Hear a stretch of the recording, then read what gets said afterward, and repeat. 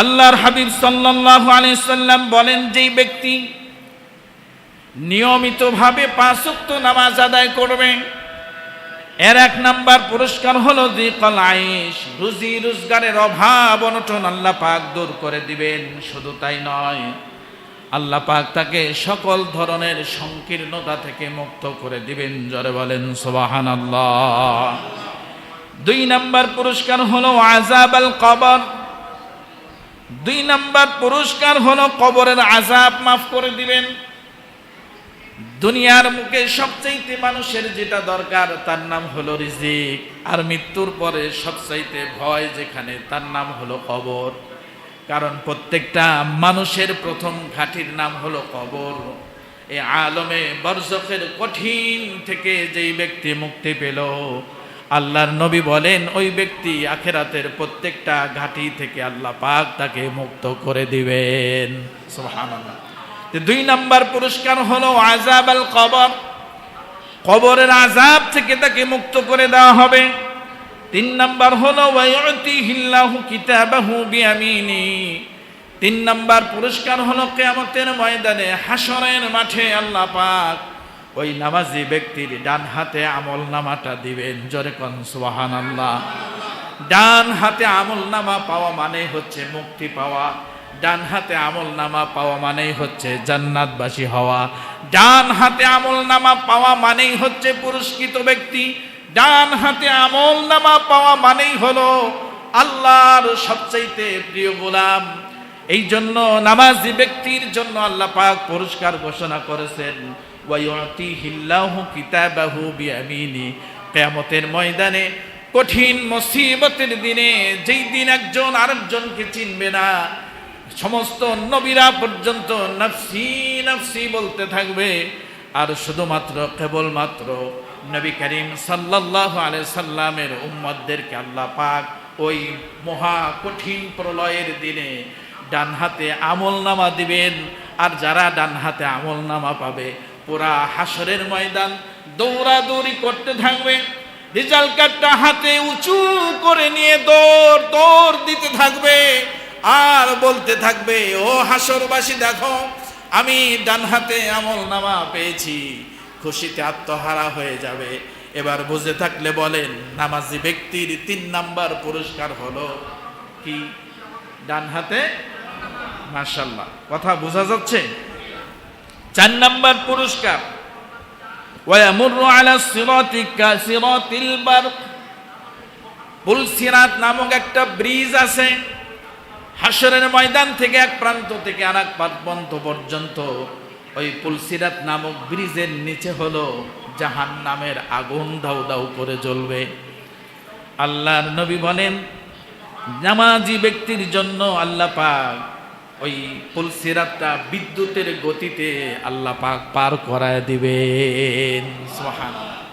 ওইখানে আপনার নিজস্ব বুদ্ধি, নিজস্ব ইঞ্জিনিয়ারিং দ্বারা, নিজস্ব যোগ্যতা দ্বারা, নিজস্ব জ্ঞান দ্বারা পুলসিরাত পার হওয়ার মতো কোনো সুযোগ থাকবে না। তো সেই দিন আল্লাহ পাক বিজলির আকারে পার করে দিবেন। আপনার হয়তো এই কথাটাও শুনেছেন যে পুলসিরাতের পুলটা কয় কিলোমিটার বা পাশে কতটুকু হবে, শুনছেন না? কি শুনছেন? চুলের চাইতে চিকন, হীরার চাইতে ধার। শোনেন নাই কথাটা? তাহলে এত চিকন রাস্তাটা আমার আপনার মতো যোগ্যতা দিয়া ওই পুলসিরাত পার হওয়া সহজ না কঠিন?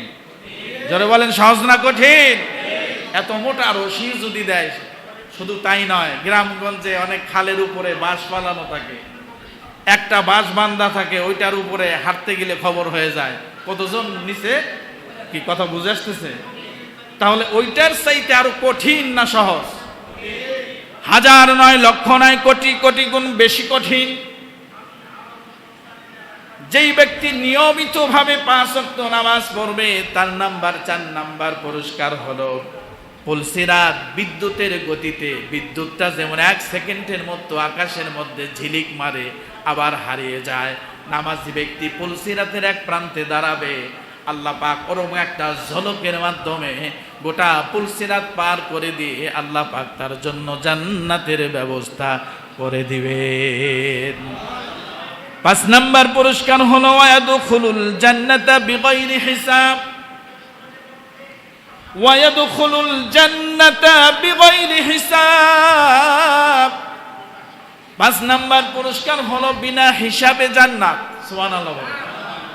কারণ কিয়ামতের ময়দানে যেই ব্যক্তির কাছে হিসাব চাওয়া হবে ওই ব্যক্তি বিপদে পড়ে যাবে। কারণ হলো দুনিয়ার এই জমিনে চলতে গেলে একজন মানুষ তার জীবনের হিসাব না, একটা দোকানের হিসাব দিতে গেলেও হিমশিম খেয়ে যায়। শুধু তাই নয়, তার গোটা জীবনের হিসাব কেউ দিতে পারবে এমন মানুষ নাই। ওই কিয়ামতের ময়দানে নামাজি ব্যক্তির জন্য স্পেশাল একটা পুরস্কার হলো বিনা হিসাবে জান্নাত। বিনা হিসাব মানে যার কোনো হিসাব নেওয়া হবে না। আল্লাহ পাক বলবে, যা আমি তোকে মাফ করে দিলাম, তুই জান্নাতে চলে যা। বিনা হিসাব, যার কাছে হিসাব চাওয়া হবে ওই ব্যক্তি জান্নাতে যাওয়া তার জন্য অত্যন্ত কঠিন হয়ে যাবে। সম্মানিত মুসলিম ভাইয়েরা, দুনিয়ার জগৎ, কবরের জগৎ, আখিরাতের জগৎ, এই যে 3টা জগতের সফল কাম ওই ব্যক্তি, যেই ব্যক্তি নামাজ পড়ে কয় ওয়াক্ত, কথা শুনতেছেন, কয় ওয়াক্ত? 5 ওয়াক্ত নামাজ যিনি পড়বে কিয়ামতের ময়দানে আল্লাহ পাক বলবেন, লা খাউফুন আলাইহিম ওয়ালা হুম ইয়াহজানুন। কোনো ভয় নাই, কোনো চিন্তা নাই। কোথায় চলে যাও? জান্নাতে চলে যাও। সুবহানাল্লাহ পড়ি। আল্লাহ পাক যেন আমাদেরকে 5 ওয়াক্ত নামাজি হিসাবে কবুল আর মঞ্জুর করেন, বলি আমিন। পক্ষান্তরে নামাজ এমন একটা ইবাদত, এই 5টার মধ্যে একটা আছে না যে রিজিকের পেরেশানি আল্লাহ পাক কি করে দিবেন? দূর করে দিবেন। একটু সবাই একটু খেয়াল করেন, আমি আমার দিকে, আপনি আপনার দিকে তাকান। নামাজ ছুটে যাওয়ার মেন কারণটা কি?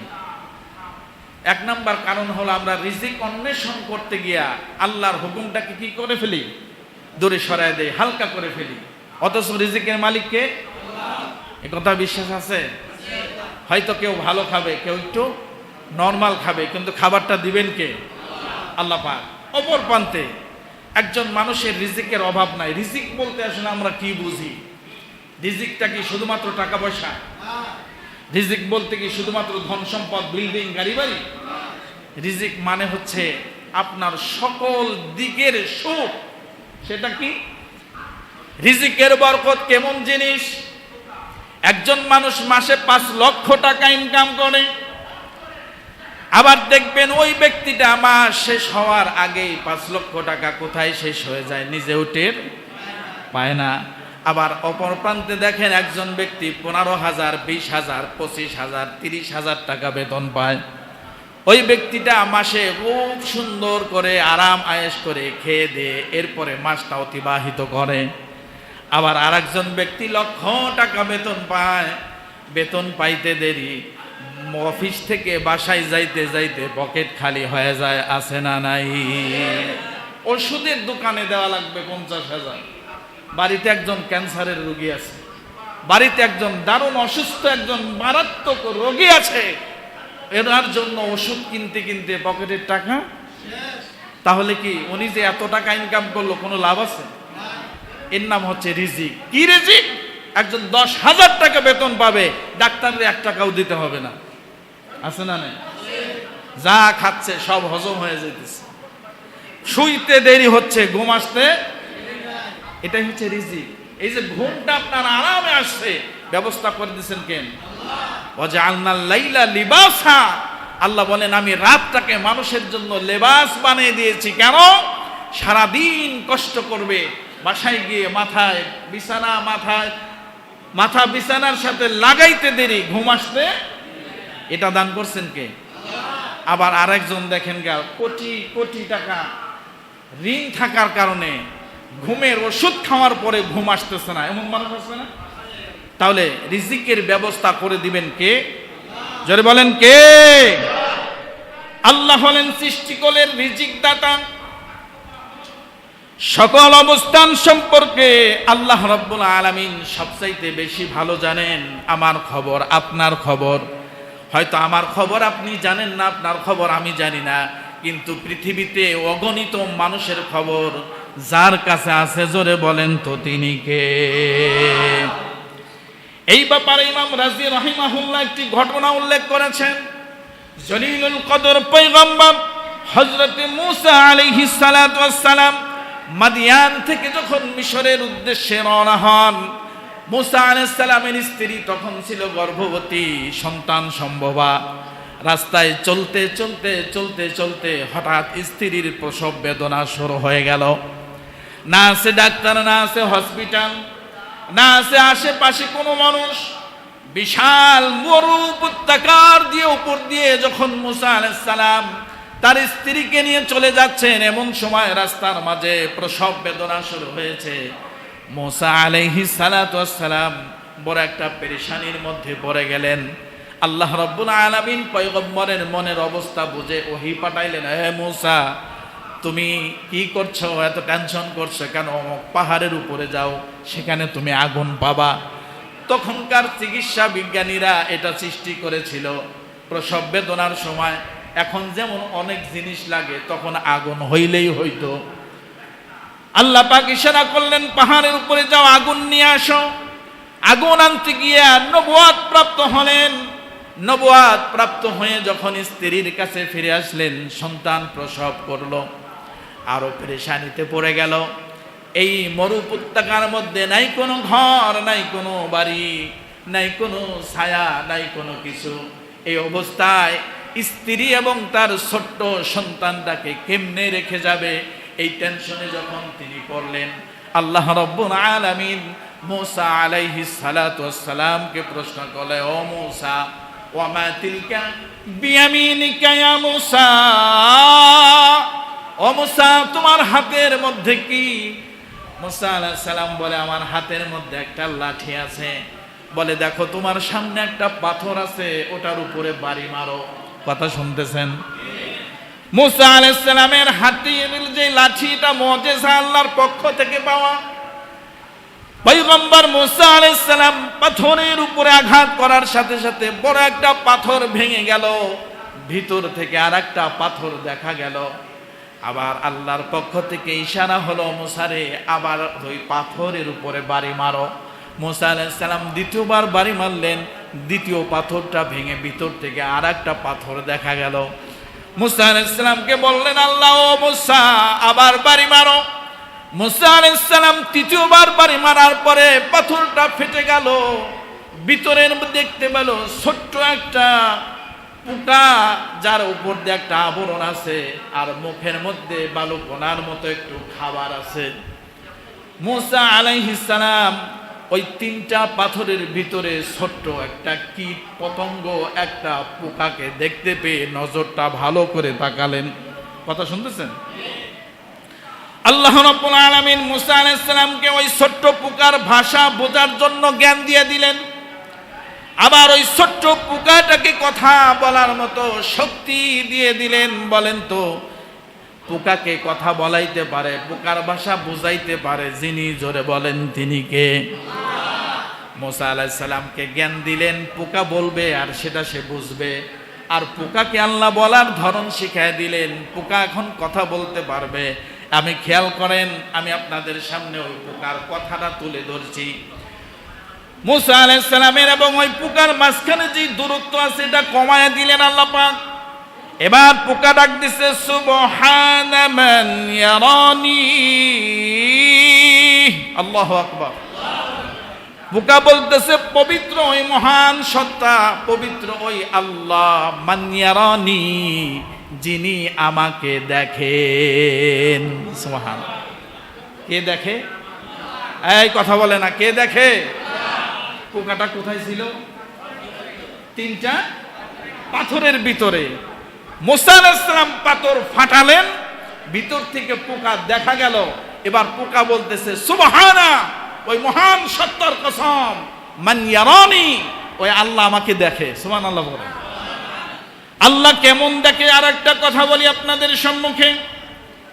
আটলান্টিক মহাসাগরের তলদেশে যদি ছোট্ট একটা পোকাও হাঁটে, একটা পিঁপড়া হাঁটে, ওই পিঁপড়া যখন হাঁটে, আল্লাহ বলেন, ইন্নাল্লাহা সামিউম বাসীর, আমি সবচেয়ে বড় শ্রোতা এবং দেখনেওয়ালা।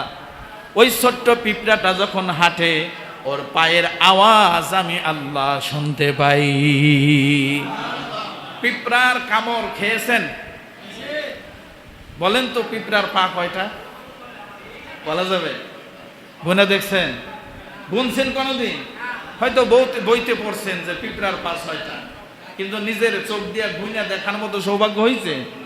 আর আল্লাহ কি কয়? সামিউ বাসির। ওই পিঁপড়া যখন হাঁটে আমি আল্লাহ আরশে আজিম থেকে ওই পিঁপড়ার হাঁটার আওয়াজ পাই। সুবহানাল্লাহ। তো ওই যে 3টা পাথরের ভিতরে পোকাটা বলছে মান ইয়ারানি, আমাকে কে দেখে? ওয়া ইয়াসমাউ কালামি। পোকাটা মুসা আলাইহিস সালামকে বলছে শুধু তাই নয়, আমার কথাগুলো আমার আল্লাহ শোনে। সুবহানাল্লাহ বলেন। ওই 3টা পাথরের ভিতরে ছোট্ট একটা পোকা, ওইটা কথা বলে। আল্লাহ বলতে, ওই পোকাটা বলতেছে ওয়া ইয়াসমাউ কালামি, আমি যখন কথা বলি আমার কথাগুলো শোনে কে? এরপরে বলছে ওয়ারযুকনি, আমি যে 3টা পাথরের ভিতরে থাকি ওইখান পর্যন্ত আমাকে রিজিক পৌঁছায়া দেয় কে? শুধু তাই নয়, ওয়ারিফু মাকানি, আল্লাহর যে 18,000 মাখলুকাত, অগণিত সৃষ্টিকুল, ওয়ারফাউ মাকানি, আল্লাহ পাক বড় বড় সৃষ্টিকুল দেখে আমাকে ভুলে যায় না আমি কোথায় আছি। ওয়ারফাউ মাকানি, আমার অবস্থান সম্পর্কে পৃথিবীর কেউ জানে না। জোরে বলেন জানে কে? এরপরে বলেন ওয়াজকুরনি, শুধু আমার অবস্থান সম্পর্কেই জানে এটাই শেষ নয়, আমি যে এখানে আছি ওয়াজকুরনি, আল্লাহ আমাকে স্মরণ করে। সুবহানাল্লাহ বলেন। আমি যে একটা সৃষ্টি আল্লাহর স্মরণে এটা আছে। শুধু তাই নয়, ওয়ালা ইয়ানসানি, পোকাটা বলতেছে আল্লাহ তাআলা আমাকে স্মরণ করে ক্ষান্ত হন না, এবং কি আমি যে আছি আল্লাহ আমাকে কোনোদিন ভোলে না। ওই ছোট্ট পোকাটার খাবার যিনি পৌঁছায়া দিছেন তিনি কে? আল্লাহ পাক। বলেন তো, একটা পিঁপড়ার দাম বেশি না মানুষের দাম বেশি? কথা শুনতেছেন আপনারা? মনোযোগ আছে? তাহলে বলেন, পিঁপড়ার দাম বেশি না মানুষের দাম বেশি? তাহলে পিঁপড়ার খাবারটা আল্লাহ ওই পাথরের ভিতরে পৌঁছায়া দেয়, আর মানুষ এই খাবার তালাশের জন্য একজন আরেকজনকে হত্যা করে ফেলে। কথা শুনতেছেন?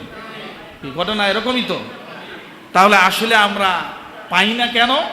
কারণ আমরা আল্লাহর যেই রকম গোলাম হওয়া দরকার ওরকম হতে, বলেন ওরকম হতে পারি নাই। এই জন্য 5টা পুরস্কারের মধ্যে 1 নাম্বার কি? আল্লাহ রাব্বুল আলামিন তার রুজি রোজগারের সমস্ত অভাব অনটনগুলো কি করে দিবেন? দূর করে দিবেন। আল্লাহ পাক আমাদেরকে তৌফিক দান করুন, বলেন আমিন। 2 নাম্বার, কবরের আযাব মাফ করে দিবেন। কবরের আযাব মাফ করে দিলে আর কোনো ভয় আছে? 3 নাম্বার, নামাজের পুরস্কার হলো আমল নামাটা ডান হাতে দিবেন। 4 নাম্বার, পুলসিরাত বিজলির আকারে পার করে দিবেন। আর 5 নাম্বার হলো বিনা হিসাবে আল্লাহ তাআলা জান্নাতবাসী হিসাবে কবুল করে নেবেন। জোরে কোন সুবহানাল্লাহ। এটা হচ্ছে নামাজীদের কি পুরস্কার, নামাজীদের